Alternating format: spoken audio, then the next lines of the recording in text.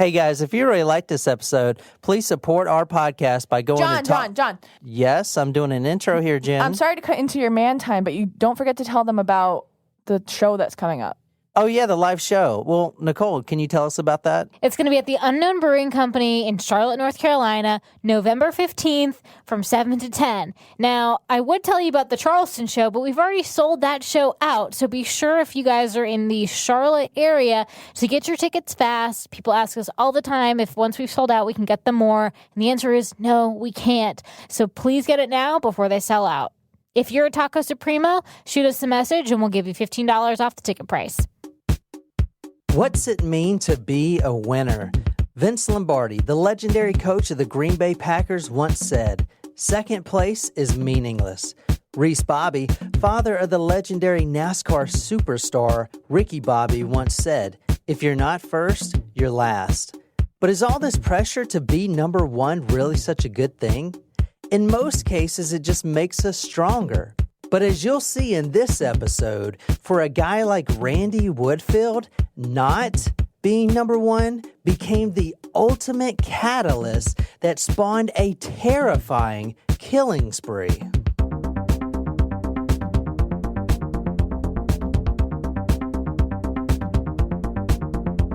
Hello, and welcome back to this episode of Talk Murder to Me.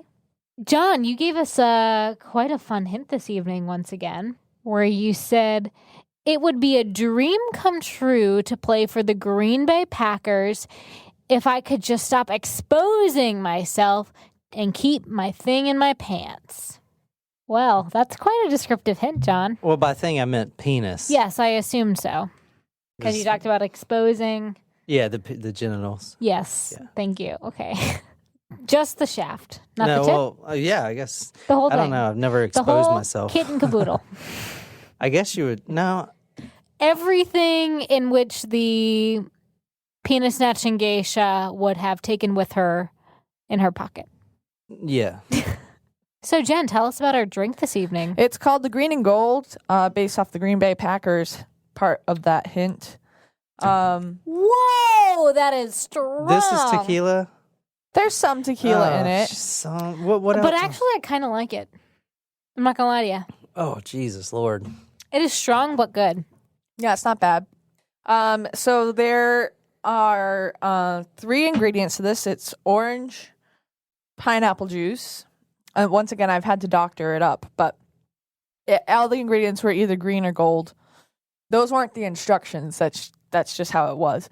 So originally it called for Midori, either whiskey or tequila. No, vodka or tequila, and orange juice. It said better with tequila. It said it was better with tequila. I mean, that's my motto anyway. Everything's better with tequila. Yeah, at my graduation party, I made these margaritas similar to the ones I made here. Mm-hmm. Except I put a little bit more tequila in it. And apparently they were pretty strong.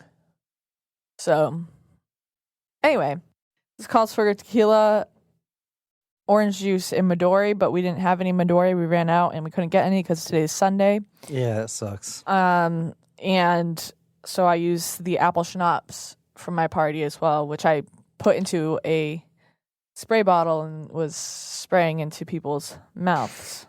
Nice. Yeah. That's a great little party trick. Speaking of spraying something into people's mouths, hang on. There is wasn't going anywhere sexual with that. Is this gin? We have to apologize, John, because apparently pouring sake and squirting sake into people's mouths is a thing. It is. It's just not a thing that you and I have experienced. Yes, it happened when we all went to Hibachi that time with that. No, it did not, Jen. Yes, maybe. Well, I'm pretty sure it did, but maybe it didn't because they were like arguing. No, they did not. 100% They didn't. No one squirted sake into your mouth. mouth. That was a miserable, not like evening amongst the three of us, but it was like not a fun hibachi experience. Well, then we need to go soon and make up for it. We should go to not that place wasn't good, but we should go to like a good hibachi place because I bet you they would do that. Who sent you that message? Emily. Minus Foxy says, I thought it was standard. She goes, I've also had sake sprayed into my mouth while at hibachi. I thought it was standard practice. Every experience at a hibachi restaurant has resulted in sake being sprayed in and around my mouth. I'm surprised, being from Mass, you haven't crossed paths with this yet. Maine apparently is where the unicorn is at. And I just said, maybe it's just a Southern thing. Like, I haven't lived in Massachusetts since I was 18, so... Yeah, you ain't going to see Southern people getting squawky. Getting sake squirted in her mouth. But I think we would need to go to like a nice one. There's nowhere in South Carolina did they squirt sake into your mouth. John, if we go to a hibachi and it does not happen the next time we go, I will pay for your meal. It has never happened. Sold! That's a good bet. Jesus. Not yours, just his. That's a good bet. And I can order a lot of food, Jen. That's fine. They'll just decline my card and you'll end up having to pay for it. Jen, we're going to need you to wash dishes out back. No, but seriously, if the next time we go to hibachi, they don't do that, I will pay for your meal. Oh, by the way, the booze bucket is back open. We need to get this. So we need to, that means we up. need to go purchase some things. Well, every week, if you want to sponsor our drink for that week, be sure to like the Facebook page, and Nicole's going to post the booze bucket details on there, and you can include a message. It can be whatever. You can tell your ex-boyfriend how little he satisfied you. Oh, yeah, it includes a message. I forgot. Yeah, so the booze that. bucket's open with donation for our drinks, and then we'll include your message. Speaking of announcements, we've just announced our first not our first. It's not our first anymore. No? Our live show in Charlotte, North Carolina. I know that there's some Taco Supremos who are up that way. So if you are a Taco Supremo in Charlotte, we will give you a $15 off coupon code if you just shoot us the message, because we want to make sure it only goes to our Taco Supremos. But we want to see all of you guys there. More capacity. It's going to be a lot of fun at the Unknown Brewing Company in Charlotte, North Carolina on November 15th. And that's actually the name of the brewery is Unknown. It's not like we don't know where we're doing it. Yeah. All right, so the hint tonight was, what was the hint? Can you read it again? It would be a dream come true to play for the Green Bay Packers if I could just stop exposing myself and keep my thing in my pants. All right. Nicole, where are we going and who are we killing? I believe we are going to Wisconsin tonight. And we are dealing with a flasher turned killer. Flasher. Yeah. Jen, where are we going? Who are we killing? I'm also saying Wisconsin. I'm going to give a specific guess, and I think it's Jeffrey Dahmer. Every episode you think it's Jeffrey Dahmer. No? It's either Jeffrey Dahmer or Columbine. No. That's the first time that's the first time I've guessed Jeffrey Dahmer. I did guess Jeffrey Dahmer once. Oh, yes. man, you guys are going to be so No, pissed. I guessed Gacy before a couple times. Surprise shots. Surprise shots. We don't know what they are because they're a surprise. Oh, Jesus, that's tequila. No, that's Whiskey. whiskey. Tullamore Dew. It's Irish whiskey. Oh, I I'm hate in there. whiskey. I love it. All right, so tonight, you guys both said Wisconsin. That's obviously where the Green Bay Packers play, right? Yes. I know nothing about the Green Bay Packers. Dan Elway? No. Nope. Brett Favre. Brett Favre? Aaron Rodgers. Aaron Rodgers? All right, and tonight we are going to Salem, Oregon. What the Whatever. heck, man? I told you. Damn it. Told you. That was So a the hints trick. are not supposed to be hints. These hints are very good. If you are even a mediocre true crime addict, you would know this story.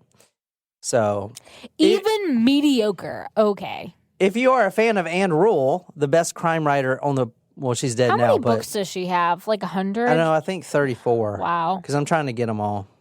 But this is one Gotta of her. catch them all. This is one of her stories that she wrote about. So, if you know your true crime, you definitely know this story by the hints, exhibitionism, and Green Bay Packers. There's only one killer that fits those two slots. we're going to January 18th, 1981 at 9:54 p.m. A call comes in to the Salem Fire and Ambulance Dispatch 911. The caller, frantic female, please help us. We've been shot. Her name is Beth Wilmot. Now, she's the one that is on the phone talking to the operators. She says, quote, please hurry. He's going to come back and kill me. And she said, we've been shot. She actually was shot twice in the head. Whoa! Yeah. So. Damn, that's lucky. Yeah, and I'm going to talk about that in a minute. The other girl that was with her, Sherry Hull. So you got Beth Wilmot, Sherry Hull. They're best friends. They were this happened at the Trans-America building. So think of like a little corporate office that's kind of down the back roads. It's kind of away from the highway a little bit. So at night, I said this call came in at 9:54 p.m. Mm-hmm. There's no one there, you know? Right. Work's Everyone's closed. gone home. Everyone's gone home. So closing time. yeah, so these two girls, Sherry Hull and Sherry Shari, it's still Sherry, but I've never seen it spelled that way. Sherry Hull and her friend and coworker, Beth Wilmot, they were there cleaning the building up because that's what they do. They go to all these buildings. In fact, they weren't even supposed to be there that night.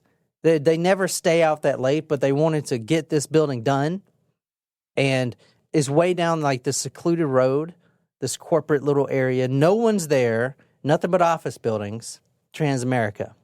On the phone, the operator could barely hear the other girl breathing very heavily. She was actually shot 3 times, and she's laying on the floor. Beth, her best friend, is screaming at her, wake up, wake up, wake up. And she's breathing like, like really slow, heavy breathing where basically someone's dying, breathing really slow and heavily. Now, this is the 911 dispatch. If you guys can help me read this. Ma'am, what is your name? Beth Wilmot. I've been shot in the head. Hurry. We have an ambulance on the way. Who shot you?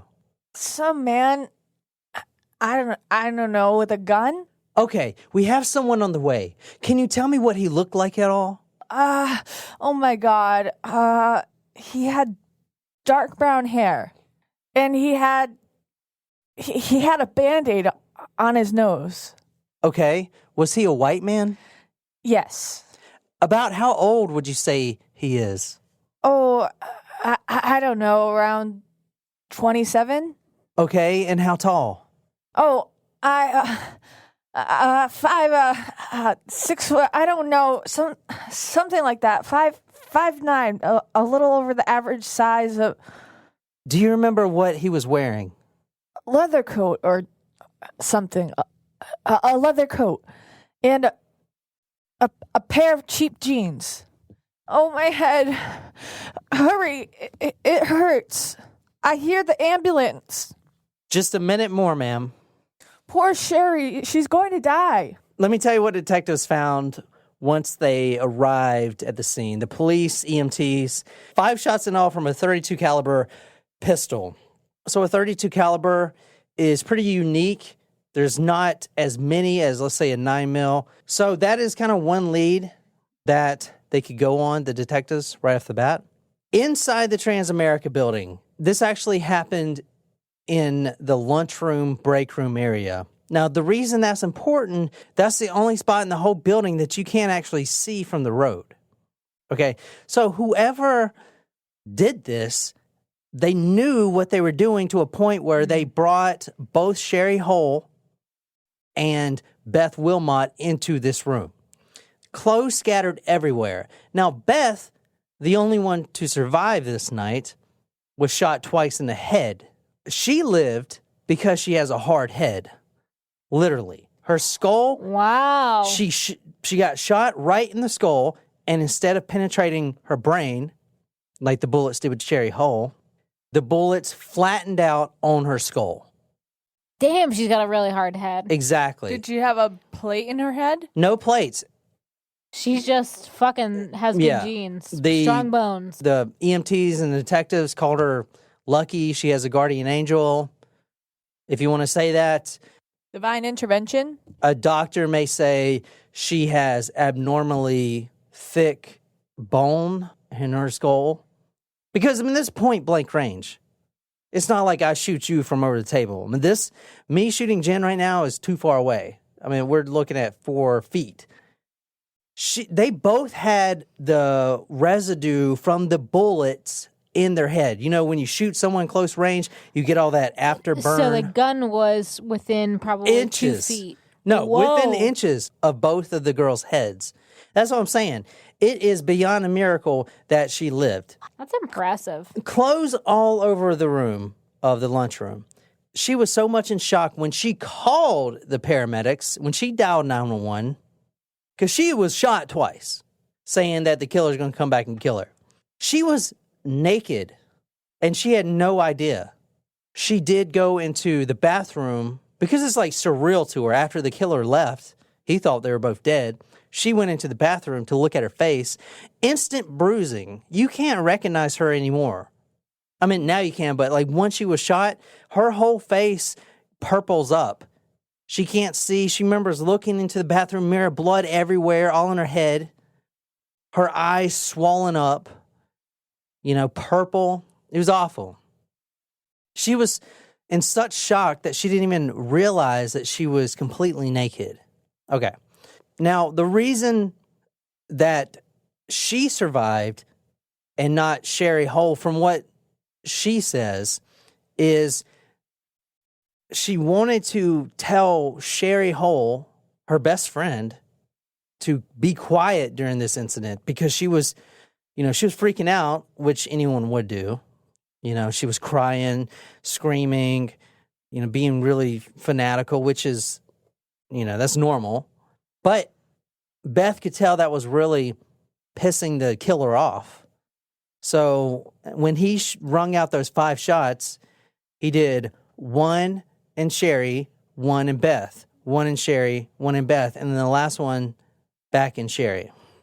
Did he unload his gun? He only had 5 bullets, or? No, he just shot 5 times. Okay. He's a 6-shooter. So maybe he only had 5 bullets in there. I don't know. The paramedics arrived, clothing everywhere, 2 pools of blood. Now, let me tell you what actually happened. Because it took Beth Wilmot. Now, she's the survivor of this story. We're talking about a serial killer tonight that had many victims. And there was only one survivor, and that's her. Wow. So she brings this guy to justice. Because she identified him? She's the only one that can identify him. Wow. Now, let me tell you what actually happened. A man comes in. It's 10 o'clock at night. He just walks to the front door. Now, keep in mind, there's no one out there. This is down a corporate driveway in a office building. No one's there. One of the girls, Sherry, goes out back to empty the trash. And Beth goes into the storage closet to grab a bottle of like Windex or something, because they're so dedicated to making sure these office buildings are spick and span that they noticed that the front door was still dirty. There's fingerprints on the front door. So if the front door wasn't dirty, they would have already been gone. But they wanted to make sure everything was perfect. And in fact, Sherry, the one that died, she drove them that night. Her Ford Bronco was outside, because this is January in Oregon. Cold. It's cold as shit. Yeah. Her Bronco was idling up, warming up. And they were literally out the door. Now, were they just cleaning people? They worked for Transamerica? No, they were just janitors. Transamerica was part of their route. So they cleaned a lot of buildings that night. Yep. This was just one more that there was like cleaning crew. Yeah. Right. Yeah. Well, so it makes sense that they wouldn't want to leave fingerprints on the doors. Yeah, exactly. Here's what happened. A man came in. A tall man, big, not fat, big, muscular. He's wearing a dark jacket with a hood. Now, keep this in mind, because how I describe him right now is how everyone else in this story is going to describe him. And you can tell it ain't going to be easy to identify this man. Tall, big, like broad shoulders, muscular. Dark jacket with a hood pulled down so you can't see his forehead or anything. Now, one defining thing that he did was there's a bandage over his nose, like a sports bandage, okay, like what they would wear in football. Mm-hmm. Okay. Yeah, and I'm going to talk about that, but that is everyone that has encountered this guy, they noticed the big Band-Aid over his nose. He's a white guy. He wears it all the time. Well, he wears it to rob people and kill them. I wonder if it's covering a distinct scar or something like that. He comes in. Mm-hmm. He comes in, holds the gun. He has this little silver gun, .32 caliber. Holds the gun up to Sherry, and then Beth is still coming out with a cleaning bottle, and she's like, "Oh shit, what do you want? We don't have any money." He tells him, he's got kind of a deep voice, to go into the, he directs him into the lunchroom. He makes them get down on their knees. He unzips his jeans. He makes the girl strip. He says, quote, "Suck on me. Come on, make me come." Okay, you can see where we're going with this. He looks over at Beth. Now he's got the gun pointed right at their heads. Quote, "You suck on my balls. Make me come. Both of you Ew. suck on me." How old are these ladies, by the way? 20, 21, Okay. 22. He tells Sherry to play with herself, and he tells Beth to suck on her breast. All right.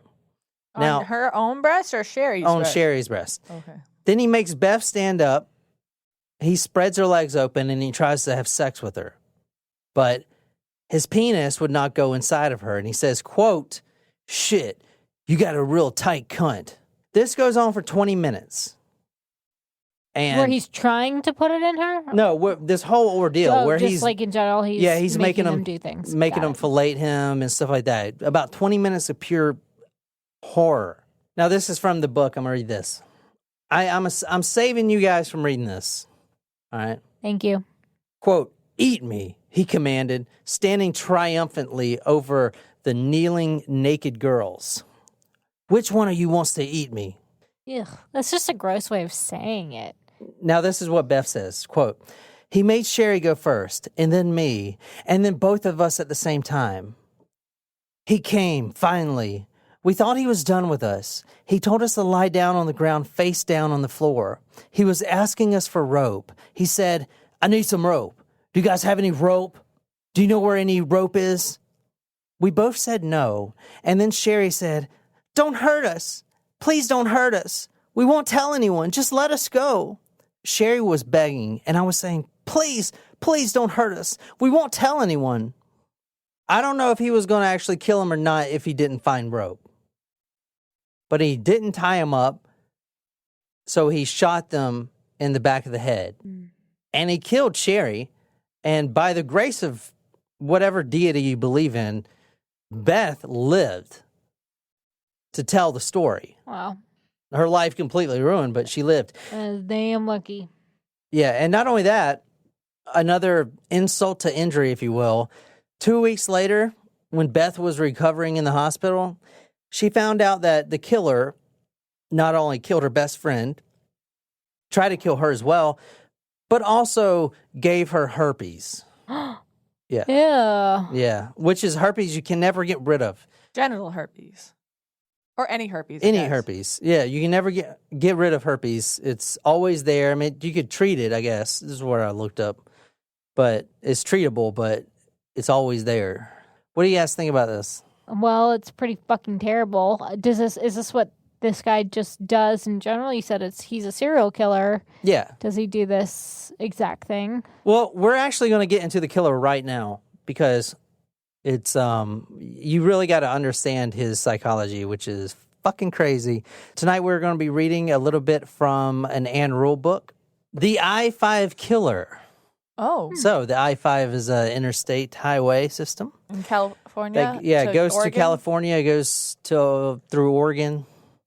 So all the murders and all the robberies, because he actually did a lot of robberies without murdering.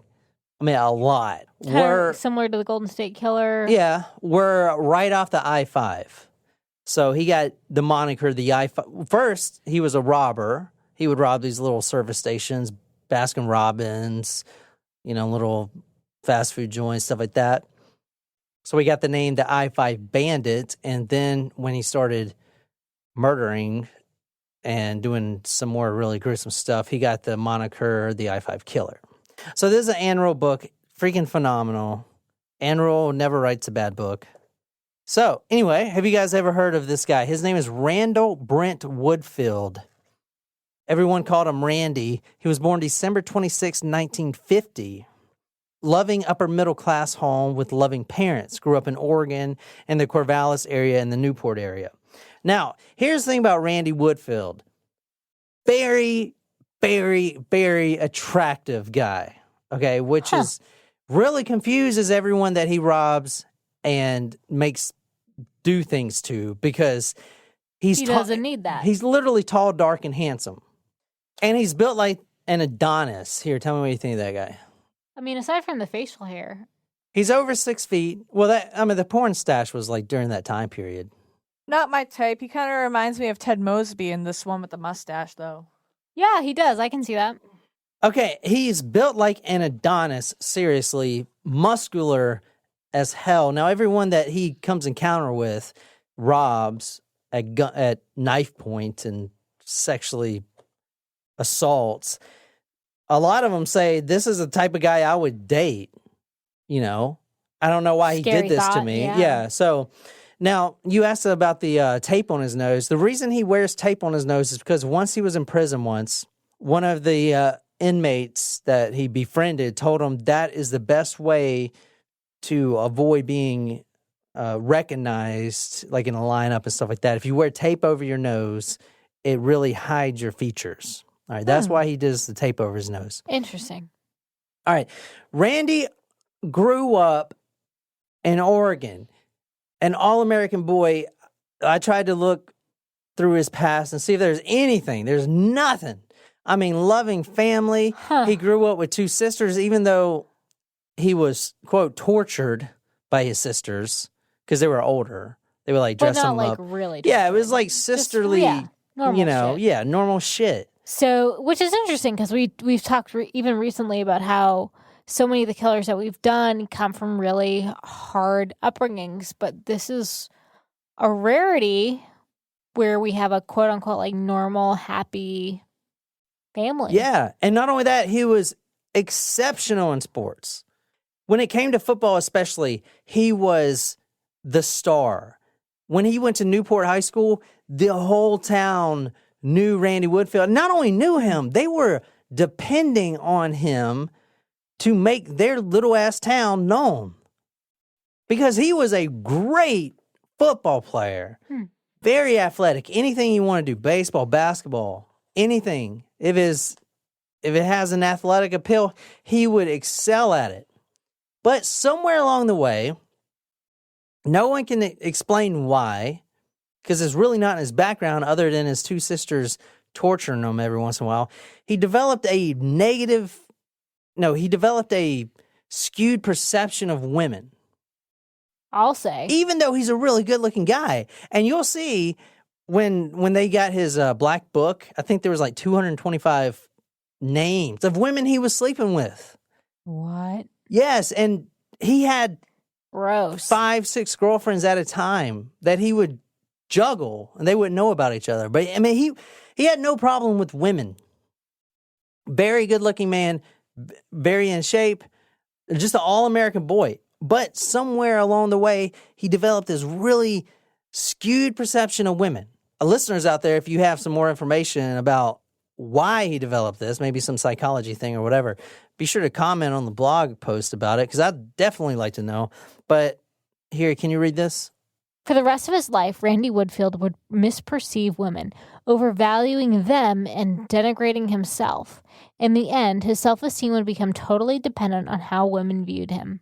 The only red flags, and this is a pretty high-waving red flag, if you ask me, is when he was in junior high school, he started exposing himself. They call it exhibitionism. Basically, you go, just how it is. You see those guys, the streakers with the trench coats. To someone? Yeah, to females. Always the females. He would pull down his pants, and he would have his penis would be erect, and he would call their, say, "Hey, look at this," and show it to them. This started happening in junior high when he was going to Newport High School when he was a star football player. I'm surprised he this. wasn't recognized. He wasn't recognized until he was, because Newport was a small town. He eventually was recognized. Did he go to jail for that? No, because he was a minor. And in fact, he didn't go to jail for it. And in fact, nothing happened. The parents won't even claim it actually happened. The police still won't claim it actually happened. Who's claiming it happened? The woman? Or yeah, the victims claim it happened. It almost sounds like because he was such a big shot in this small town that people thought he was just pranking them or something. Not only he's a big shot, but he is the only shot for Newport, Oregon, to be known. I mean, they were hoping this guy would take this city to new heights. This guy's going to be in the NFL. He's going to say he came from Newport, Oregon. He's going to put our city on the map. Everyone looked the other way. All right, so this is from the book. Through exhibitionism, he could not only demonstrate that he was a male, but also subconsciously get back at his mother, who seemed to demand perfection that he could not deliver. His mother was very hard on him, but not like any other killer we've not abusive. No. The mother was a homemaker, housewife. Okay. Honestly, researching this guy's background, it just seemed like they were pressuring Randy to do well in sports. I'm sure they felt like they had a lot riding on him too. Exactly. See, but the thing about pressure in psychological relationships with other people is that it's all subjective. Like you can't say he wasn't as badly abused as other killers necessarily, because like his perception may have been some sort of psychological abuse. Yeah, that's a good point. Yeah, because I was just like comparing myself to him. I was like, all right, everyone has pressures. I understand you're the star football player, but... And then he has a lot riding on him because of that. And I'm not defending his actions. I'm just trying to get into his head. But like some people can't handle that type of pressure. Some people can't handle, having high expectations set for them. It depends on how you react to the situation, really. Yeah. That makes a difference. But somewhere in there, I couldn't find it. If you guys can, you'd really help me out a lot. Somewhere in there in his childhood, he developed that negative view of women, which is crazy because he can get any woman he wants. He can get any woman he wants, but does he think that they expect him to be perfect like his mother did? I don't know, I guess. Now, his mother did expect him to be perfect, so I mean, he did have a lot of pressure. Now, Randy, he was reckoning, all right, I'm not really hurting anyone by being an exhibitionist. I mean, physically, no. Until he started hurting people. Until we started hurting people. So that was kind of, when he got caught, it's kind of his thing, it's not really hurting anyone. And sadly, and in the 80s, I just think that time period, people just thought he was a little weird to do that. Now it'd probably be different. It's if a kid draws a gun, we used to draw guns all the time, like in kindergarten and stuff, like shooting. Would draw guns. If a kid draws a gun now, it's like, oh my God, That's true. Back then, like that's all we would draw is like bad guys getting shot and stuff. You can't do that. A kid can't do that now. So I mean, I would imagine today, if a kid started exposing himself that young, maybe people be like, whoa, this guy needs some kind of treatment. It might. Because that is a problem. Well, it is, but we also know more now than we did then. Yeah. So they may see that as a warning sign for other, disorders that you wouldn't have expected when you were younger. Yeah. Because even the DSM-5 is different than it was in the 80s. Yeah, what does it talk about? Does it talk about exhibitionism? Yeah, let me grab it. All right. There are 2 criteria. A, over a period of at least 6 months, recurrent and intense sexual arousal from the exposure of one's genitals to an unsuspecting person as manifested by fantasies, urges, or behaviors. As well as B, the individual has acted on these sexual urges with a non-consenting person, or the sexual urges of fantasies cause clinically significant distress or impairment in social, occupational, or other important areas of functioning. It generally happens more in males than females, and the highest possible prevalence of this disorder is between 2 and 4%. 2% of males? Yes, 2 to 4% Holy shit, of males. that's a lot, isn't it? It's not. It's really, like 100. That's like 2 out of 100 men. Wait, women don't do this. Women do. Really? Yeah, it's far Holy less common. shit! All of these statistics that I'm reading, and What do they information show? comes Their from the vaginas? DSM-5. Are there? Yeah. That's crazy. Well, you can also show your second sex characteristic. Yeah. Which would be our breastises. Tatas. All right. So Titties. now, like I said, many of the victims were confused about why Randy was doing this because they saw.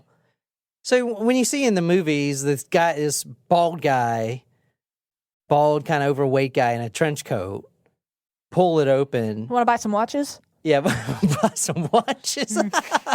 He pulls open his trench coat. It's like, ew. But they saw this tall, dark, and extremely handsome man expose himself. People were like, "What if I met this guy anywhere else, I would have probably flirted with him and went on a date." Why that? It just didn't add up. Would you? Huh? No, I'm saying what the women would say. Like, why would he pull out his penis and show all these random women? There was something wrong. There's something in his psyche that is completely twisted around. Now, his first adult arrest happened in Vancouver, Washington, August 7th, 1972. He was charged with indecent exposure and convicted and received a suspended sentence. Now, there's no record of them doing anything, even talking to a probation officer. Because I think during the 80s, he's not hurting anyone. Now, we would look at it and be like, all right, that's definitely a gateway action to something awful. But I guess back then, it was like, oh, he's just showing his wiener. I just want to clarify, there's a difference between exhibition and exhibitionistic disorder. Like, I just want to make sure that we specify that it has to be recurring over a period of 6 months. Like, if you do it once, you don't have this disorder. I mean, you should probably go seek counseling and therapeutic services so that you don't continue to do it. But, in order to be diagnosed with this disorder, you have to do it continually over a period of 6 months. This from the book, The I-5 Killer. Still, Randy Woodfield, the tall, dark, and handsome football star, the Christian athlete, which we're going to get into in a second, was playing Russian roulette with his genitals. There had to come a time when he was reported, when his speed at running from the scene was not swift enough. And that time did come. In Vancouver, Washington, August 7th, 1972, charged with indecent exposure and convicted, received a suspended sentence. I hate to interrupt, but when you remember the Game Show Network when they had the Russian roulette game and the people dropped to the floor? What? Anyway, I know what Russian roulette is. I was just making that reference. But when you said he had played Russian roulette with his genitals, it made me think of sometimes he would have clothes on and then other times it'd be like, bah. I had I was like, what are we talking about here? Russian roulette with his genitals. I mean, I know what you know meant. Russian roulette is? Yes. Yeah. What's that one? It's not Russian roulette, it's some other country, but... Moscow Mules? No, like Russian roulette, you take one bullet and spin the chamber. There's something, I don't know what it's called, roulette, something roulette, where you take a full chamber and then take one bullet out and then spin the chamber. That's not funny. That's a real thing, though. I know, but it's not funny. I know. Sorry, I laughed. All right. Let me talk about this Randy Woodfield, a.k.a. the devout Christian. You'll see this theme come up over and over and over again. Was he part of the family? No. In fact, the dad, they were religious, I guess, but the dad actually intervened at one point and was like, I think you're taking this whole religious thing overboard. You need to be careful. Now, this theme will come in Randy's life over and over and over again. And you know what it reminds me of? Chris Watts. Did you guys know there's a whole subculture out there for Chris Watts? Like girls liking him or? Yes, not even that. It's like there's so many Facebook pages where they post nothing but Chris Watts pictures and stuff. What? It's really weird. Anyway, Chris Watts. Why do we do that? Why do we glorify people Chris like that? Watts, the latest news about him is he's a devout Christian and God has forgiven him. Remember, he killed his kids, his baby girls, and stuffed them down an oil tank. And his pregnant wife. And God has forgiven him. So he could stick it up the ass. Literally make me sick. It makes me think of this story. In fact, at one point, Randy Woodfield, when he was in the middle of his crime sprees, said, you know what? God can take a back seat for a while. Wow. Yeah. Now, this devout Christian, Randy Woodfield, joins the Campus Crusade for Christ in Lake Tahoe, California. He moves there from Oregon. All right. Gets a janitorial job and dives really deep into the Christian faith, which is nothing wrong with that. But this was right after his first arrest for indecent exposure. If you read the book and you kind of dive into Randy's background, you'll see that he knows he's got a problem that he cannot control. I really don't think he can control his sexual urges. And that's why he jumped into the Christian thing, because I literally think he was seeking God's help because he knew he had such an awful problem. You know what I'm saying? I'm not sticking up for him, but I don't think he wanted to go show his genitalia everywhere. I think it was just something urging him to do it, which is why he moved all the way to California to be in the Campus Crusade for Christ, because he knew he had a serious problem that he cannot control. Does that make sense? Yeah, but at what campus? Like, don't you have to be a student in? Oh, it's not like college. Organization? It's not a college. It's like a camp, I guess. It's like a camp. Really? Yeah. Because they have those at colleges and high schools. That's like a club, an extracurricular club. Yeah. So I don't know. He just moved to California and he was studying the Bible with these guys. I mean, good for him, but that's weird to be part of an organization where it's traditionally reserved for students, if he's not a student. The Campus Crusade for Christ in the summers in Lake Tahoe estranged him somewhat from his father. Jack Woodfield was concerned that Randy was plunging into religion with almost maniacal fervor. There were arguments between son and father that seemed to have no resolution. Had Jack Woodfield known of the struggles within his son, he might have welcomed anything that could divert Randy from the path that he was trending. So at that point, when he would be devoted to Christ, he would only date Christian girls. Now, a lot of people thought he was a phony. He's all of a sudden super religious. You know what I'm saying? Like, he was just exposing himself and sleeping with all these girls, and now he's like, it's like Chris Watts. Like, now he's super religious in prison. He's changed. He's super religious. He found Christ. It's like phony. It's not real. You know? He wants people to think he's a certain way, and he's not. People can tell. Yeah. You know? Disingenuous. Yeah. All right, let's talk about his hatred for women right quick. This is his girlfriend, Sharon, that actually dumped him. This may have been a catalyst of the future crimes. Can you read this, Nicole? He'd concluded finally that Sharon was treacherous, like most of the women he'd known in his life. She'd run tattling to her folks, and she'd make him look like a fool. That was the whole thing about females. They acted soft and pretty, but they demanded more than any man could be expected to give. He'd kept thinking if he could just talk to her, it would be all right, but it wasn't, and every time she told him to go away, he'd felt worse. I think his main problem is getting rejected. Even though he had so many girlfriends, if one of them he can't fathom that somebody would reject him. Yeah, even if he had so many girlfriends, and even if one found out about the other one and said, "You know what, I'm done," he would feel so rejected that she broke up with him. Was it rejection or was it like a control thing? I don't know. It was just eating inside of him. He thought women were not as good as men. But then again, he put them on a pedestal, which diminished his confidence. You know what I'm saying? In himself.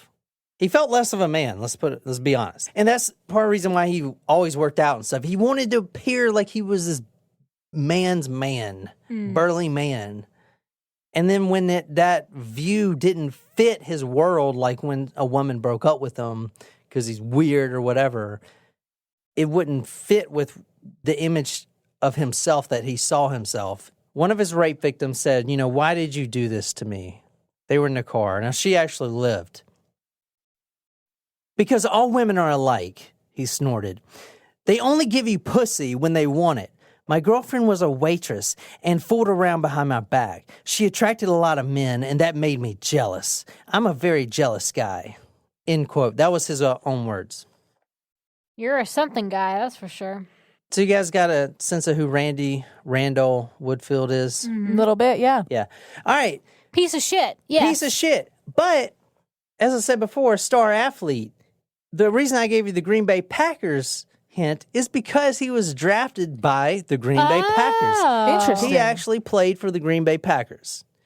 Not in regular season. Now, I'm not a football expert, but on February 20th, 1974, he signed a contract for the Green Bay Packers. Now, if you go to talkmurder.com, I'm putting all these pictures on there. He received room and board and traveling expenses and was part of the road training team. This is pre-season. So basically they would travel and play pre-games. Yeah, and they were making cuts, and he survived all the cuts. But he didn't ultimately make the 53-man roster. Exactly. I think, so he was probably on the practice squad then. Boom. Yeah, Jen's got it. Basically, he was eventually cut. He was eventually cut from the traveling squad.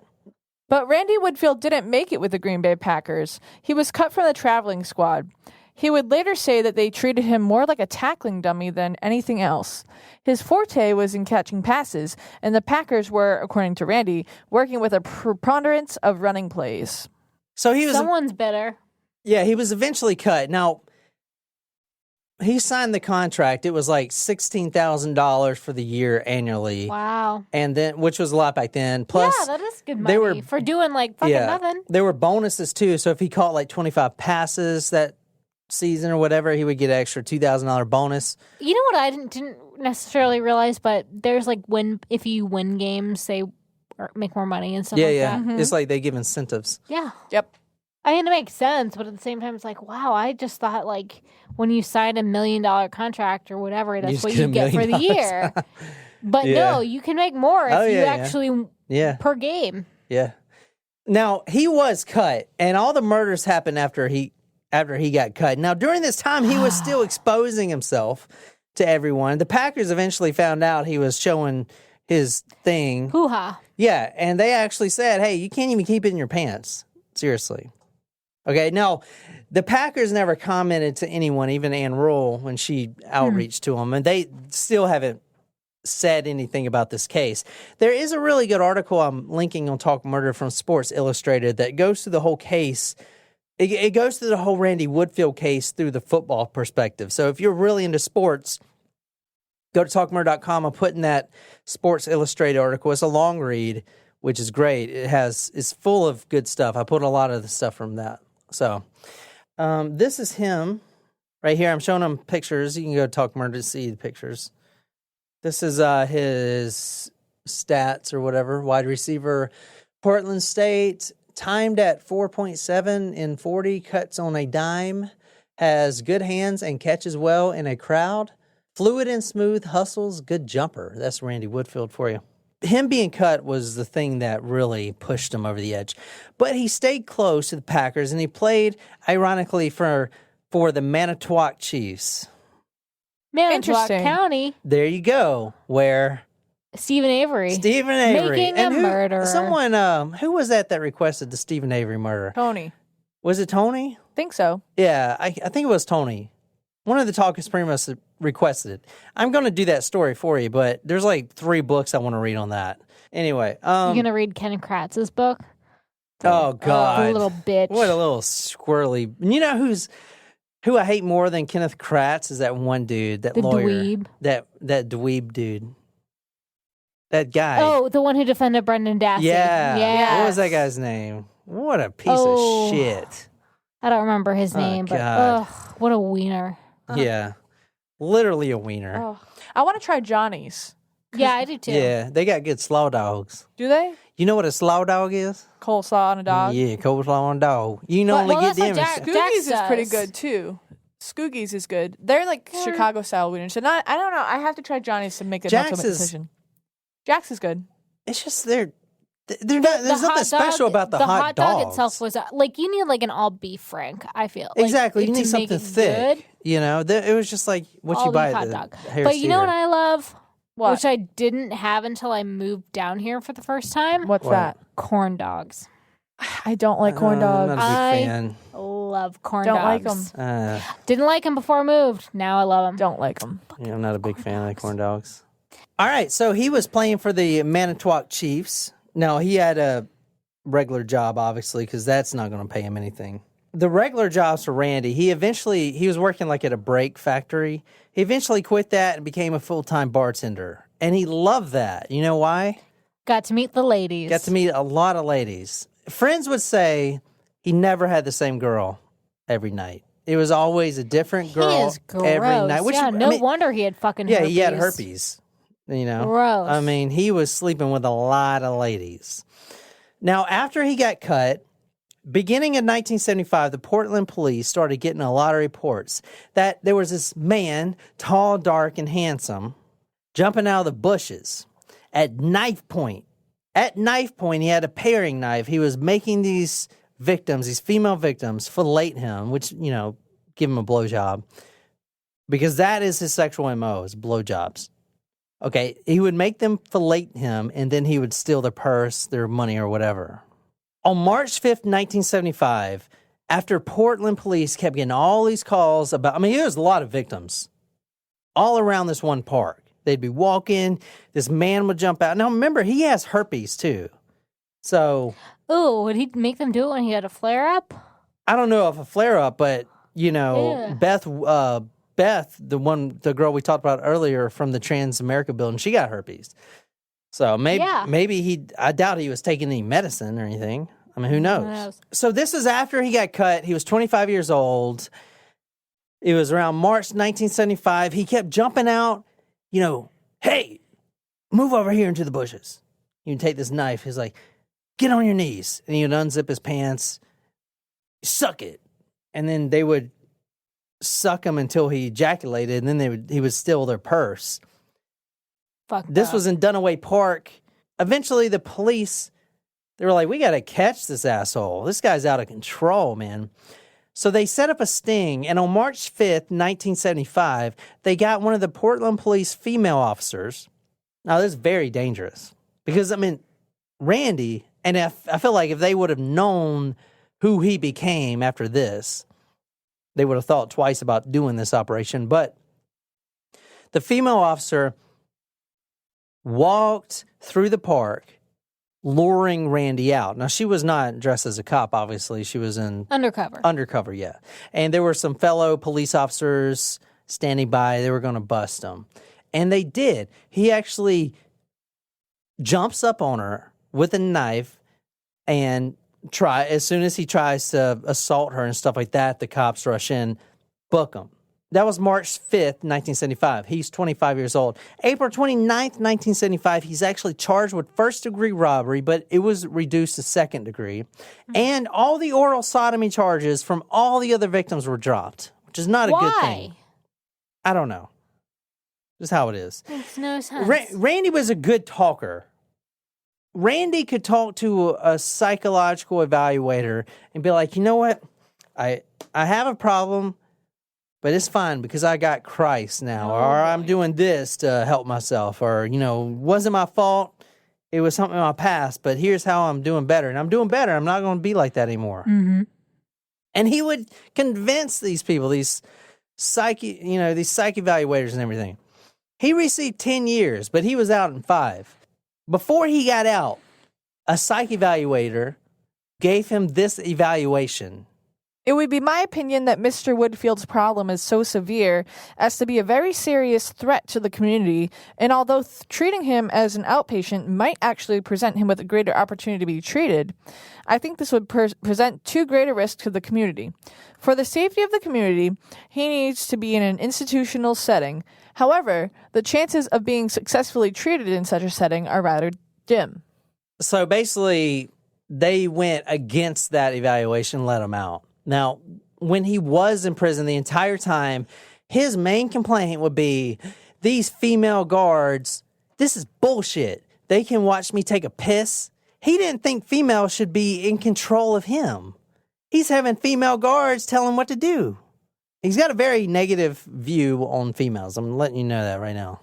I don't know if I'm doing a good job explaining that. This is what he says. This is one of his quotes. If you want to read this, Nicole. I've come to the point where I'm beginning to accept myself and to stop being a phony, he told the staff psychologist. I know I have a problem and I want to keep on top of it all times. I've learned to accept rejection from others, especially females. I don't take it personally anymore. It's taken me 27 years to grow up, but I'm making it now. I have excellent family support. I used to be too ashamed to admit that I had a problem. I found out that in Reverend Beach's group that the other guys have problems, and if they can overcome them, I can do it too. I'm not the same immature fellow that I used to be. I used to just want to play football and have fun, but now I know that work is important. I've got to stop running and face myself for what I am. I now have the courage and confidence to meet my problems directly. I no longer feel a need to hide from them. Yeah, so you see what I'm saying? He could really talk to people to get them to believe him. He's manipulating them. Yeah.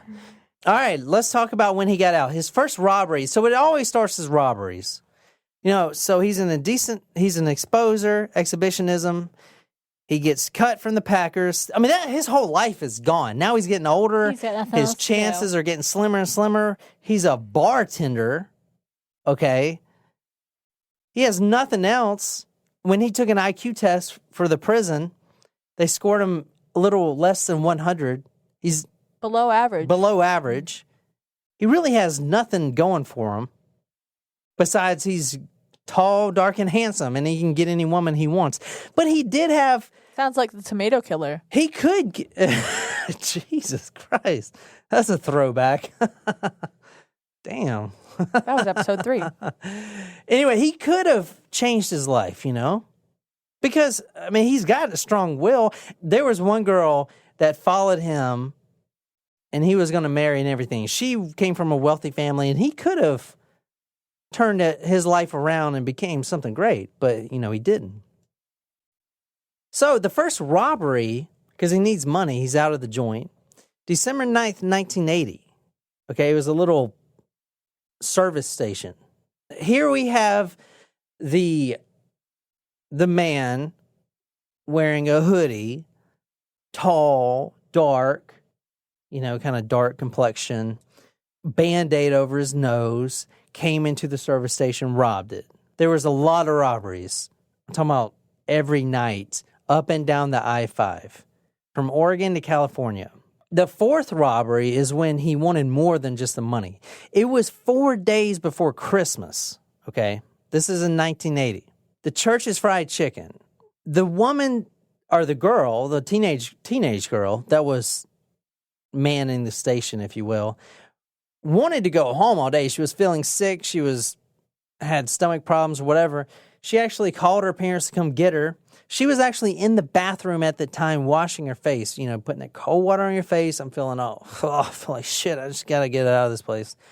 A man knocks on the door, or somebody knocks on the door. Hold on. The door pushes open and the man walks in. It's him, Randy Woodfield. She's like, I'm in here. He just pushes right through, locks the door. This is what he says. Do what I say and you won't get hurt. I want you to beat me off. And she says, I don't know how. I mean, she's a teenager. She's a teenager, Oh. I'll show you how. And then he moved the gun closer to her head. Oh, my goodness. He eventually came on her breast. No, she's never had sex before. She did not even know how to do that. Okay. Now you stay in here for 5 minutes. Count to 100. Well, first he says, that was good. Now you stay in here for 5 minutes. Count to 100 and nobody will get hurt. I mean, this was like business hours. This happened like there were cooks in there. Oh. This happened in the bathroom. She was scared as shit, but she did what she was told. Waited to 100, counted to 100, then came out screaming. He's long gone. Yeah. I mean, the thing about Randy Woodfield, and one of these murders I'm going to tell you about, a police officer driving to the scene saw a man that fit his description about 10 blocks away. But at the time, he was like, there's no way. There's no way. I mean, this guy's 10 or more than 10 blocks away, like 10 or 20 blocks away. Right. There's no way you could get there this quick. But you're talking about a wide receiver that was drafted by the Green Bay Packers. He could get places if he wanted. He was fast as a motherfucker. Yeah, he ran a 4.7. Exactly. There ain't no question about that. So count to 100, he is long gone. For sure. You know? And that happens in all the cases. He would be in and out.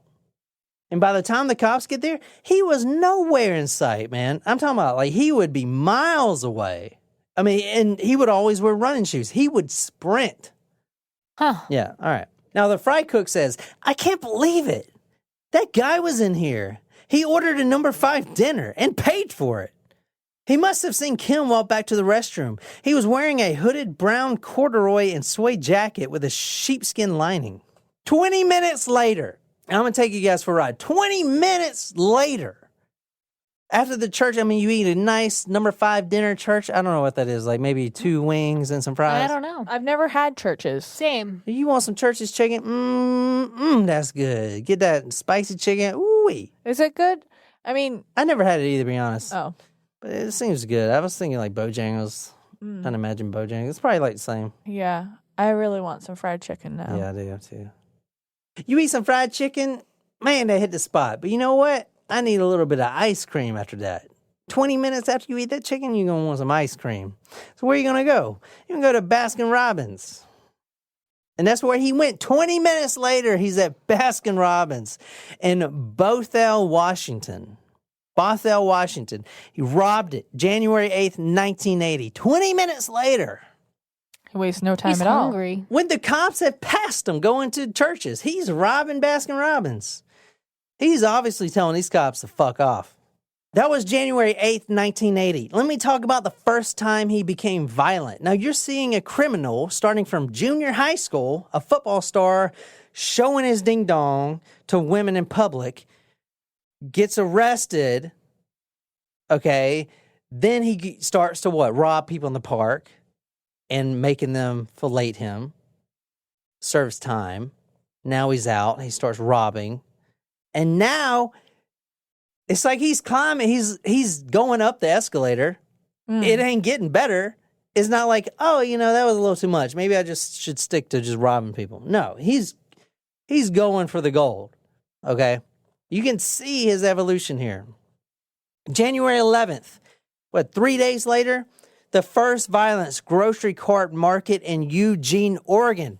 24 hours later, he was 50 miles away down the I-5. Central Market is in Sutherland, Oregon. Susie Bennett. He comes in this little gas station. Give me the money from the till. Sure. He was fucking joking. This tall, dark, handsome guy. Sure, whatever. This is a real gun.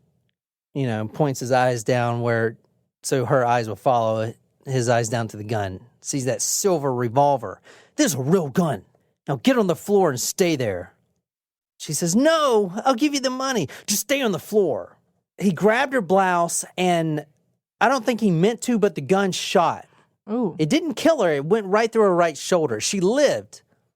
But a few inches lower, it would have hit her lung, and she would have died. Now, this is important because this is the first time the actual car was mentioned.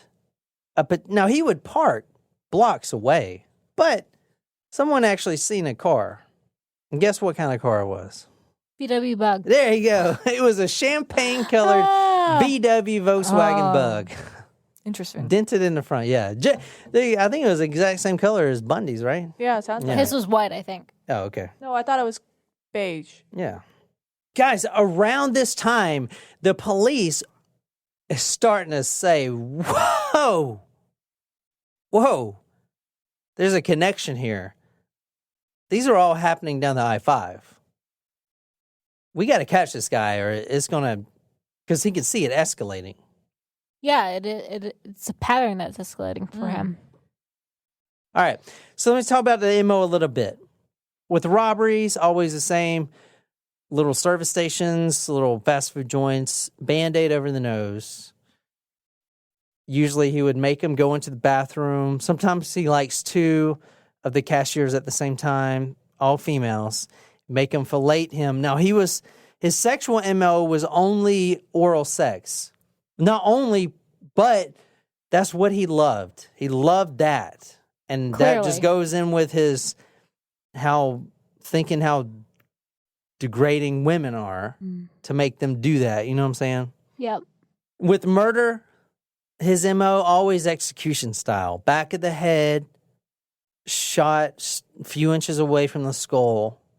It's interesting because that is such an impersonal thing versus what he's forcing them to do is so personal. Yeah.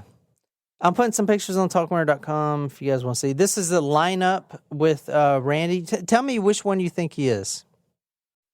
He is the number 5. Number 5, yeah. So a lot of victims, including Beth, they could pick him out from one quality, which I can't really do justice, but his voice. And a very distinct voice. Interesting. Very dark, very calm voice. Let me talk about one more murder. This happened in Lake Shasta, California. He was caught relatively quick after doing these murders and stuff like that. Because Beth was, she was a huge factor because she was the only one that could identify him beside all the robbery things, the robbery victims and stuff like that. But did they know that? And they found his pubic hair at the one pubic hair at the Transamerica building. Did they know that the guy doing the break-ins was the same guy that was doing the murders? Yeah, they figured it out. Okay, yeah. They made that connection. Yeah, so they did make that connection. In fact, it was once the news got a hold of the I-5 killer, a lot of people were just scared to even go to work, especially if you live right by the I-5. If you worked in a little gas station, you were like terrified because you don't know where he's going to be next. Oregon, California. I mean, and this guy could strike anywhere. And he was doing it every night. Yeah, he was literally every night. It was Tuesday evening, February 3rd. Now, this is probably the worst call to get. You're a firefighter, okay? You leave your wife and kids at home, and you have to respond to emergency at your own home. I can only imagine. Yeah. Donna Lee, 37 years old, and her stepdaughter, Janelle Jarvis, a 14-year-old, Tuesday evening, February 3rd. Now, this is in a house off the I-5, obviously. Now, the 12-year-old stepdaughter, Kristen Jarvis, was away. Thank God. She's actually the one that walked in and found her mother and her 14-year-old sister in the state they were in. Steve Eckerd was the one to respond to the call. Now, he was the firefighter, Redding, California firefighter. Here's what the stepdaughter that wasn't home, the 12-year-old, walked into when she came back home that evening. He had been there. They lay side by side on the bed. Donna Lee lay on her back, and she wore only a nightgown that had been pulled down, exposing her breasts. Her glasses were still in place, but her ankles were crossed and bound with a white surgical tape. Her arms had been twisted beneath her, and her wrists were bound in the same tape. A wide swath of tape covered her mouth and nose. 14-year-old Janelle was completely nude, her face covered with blood. So let's talk about the sentencing of Mr. Randall Woodfield. This is from the Spokane Chronicle, March 9th, 1981. I-5 killing count filed. Former Portland State University football star Randall Woodfield was charged today with the murder of a Salem woman that had been attributed to the wide-ranging I-5 bandit. His crime spree ended when he was 30 years old. Woodfield would be taken to Salem where charges of murder, attempted murder, and sodomy have been filed. Marion County District Attorney Chris Van Dyke in Salem had said earlier he was considering charging Woodfield with the murder of Sherry Hall, 19. She was killed and another one injured where they were assaulted January 18th while cleaning an insurance office in Salem, suburb of Kaiser. They felt that was the case to go on at this point, Riley told reporters. He declined to comment whether Woodfield was linked to another 24 crimes believed to have committed by the I-5 bandit. Thanks, Nicole. A little fun fact about this article where it says Marion County District Attorney Chris Van Dyke. If that name sounds familiar, that is the son of Dick Van Dyke. Oh, whoa. Yeah, so he actually... That's cool. Yeah, so this was his first murder case. In fact, Chris Van Dyke went completely opposite of his father, father, the actor, and went into law enforcement and the legal system. He was 28 or 29, I believe, when he ran for district attorney, and it was kind of a gamble because he's so young, but he won. So this was his first murder case. Wow. Yeah, I'm sure his name helped. Oh, yeah, I was thinking about that. Yeah, but he did move away from California, but then again, everyone knows who Dick Van Dyke is. Yeah. I'm sure his name did help, but I'm sure he had a pretty... But I mean, that's cool. That's awesome. Yeah, I mean, it's a little bit... I didn't mean it in like an insulting way, but it's... No, I'm sure it helped. I mean, name recognition. Dick Van Dyke, that was a huge name back in the day. I mean, we wouldn't know. I used to love the Dick Van Dyke Show. Yeah, but yeah, that's his son. Pretty cool, isn't it? And they talk about that in the Anna Rule book, I-5 Killer. It was really difficult to actually convict him because the evidence was literally nothing. I mean, DNA testing wasn't like it is today. So, yeah, they had semen, but they can only broadly match it to him. The evidence that they did have, the attorney for Woodfield wanted it completely thrown out. This guy has been robbing and sodomizing and murdering people all up and down the I-5. And I can't even explain to you how close it came for him completely walking free. When the detectives went for the charges and tried to convict them, they knew it was risky. They actually held him for the first time after he destroyed evidence in his own home. I didn't talk about that, but he, like the fake beard he was wearing and... Oh, yeah, he burned it, right? Yeah, all that stuff. He burned all that stuff. So there's really no evidence. Okay, there was only Beth that could identify him and some other victims that could identify his voice. Right? So this is from the Albany Democrat Herald, November 3rd, 1981. The title says, Woodfield wants evidence ruled out. This is in Corvallis. The defense of Randall Woodfield asked today that the evidence connected with a police lineup be suppressed. Now, I had that police lineup on talkmurder.com for you guys. He's number 5. During the hearing, 3 victims of crimes attributed to the so-called I-5 bandit were brought into court and identified Woodfield as their assailant. The 3 included 2 women who were accosted at an Albany laundromat and one who was assaulted at a Corvallis fabric store. Deputy DA Kenneth Osher opposed the motion to suppress the evidence. He said that the case would hinge on identification of the defendant in the lineup. Do you hear that last line?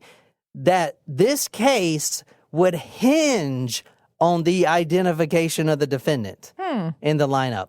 That was the only thing they have. That's why there was such a gamble to arrest. They actually arrested him for a parole violation. He actually moved from where he was supposed to be in Oregon to another city. And he didn't tell his parole officer.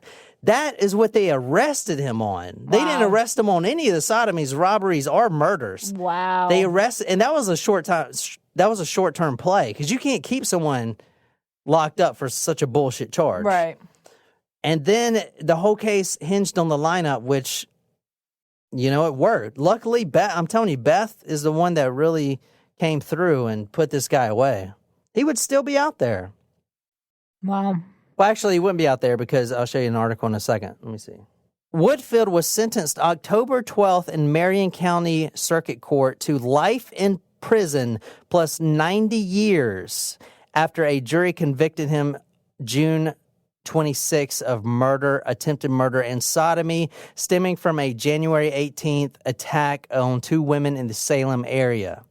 Now, he had multiple charges, and the judge demanded them all to be served consecutively. So that's why he's facing life in prison plus 90 years. He ain't getting out. He's still there. He's going to die there. And he's still living. Good. He's going to die in prison. We don't have to worry about some parole or anything like we do with in Canada. Like Karla Homolka. He's in prison for life. One other interesting article that I found, I want to read it right quick. This is from 2012 from Oregon Live.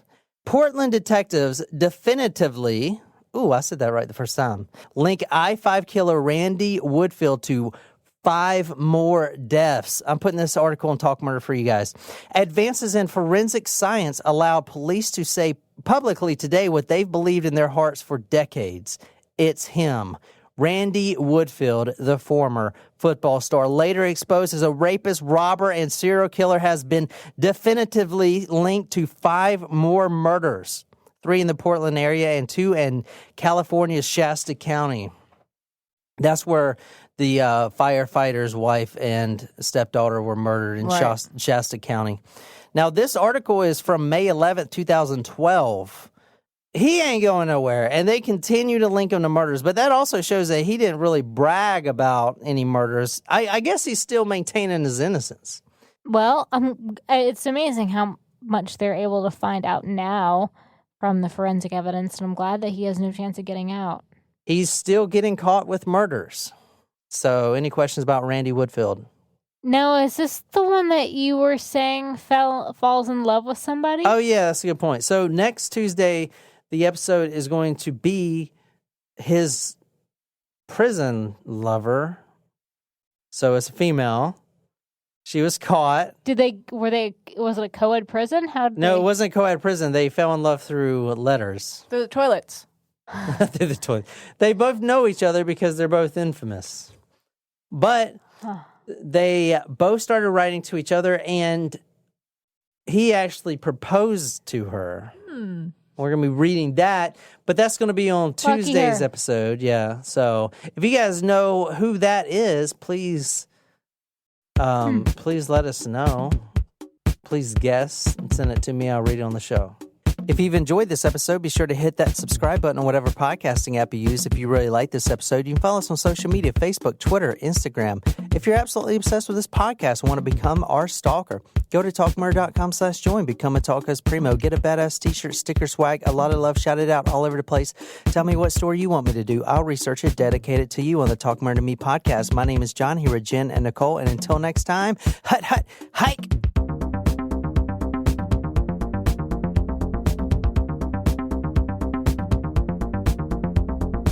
Oh, I'm sorry, Jen. Do you want to take this over tonight? You want to cut and spend hours and hours and hours and hours and hours and hours and hours and hours and hours and hours cutting out all y'all's and ums?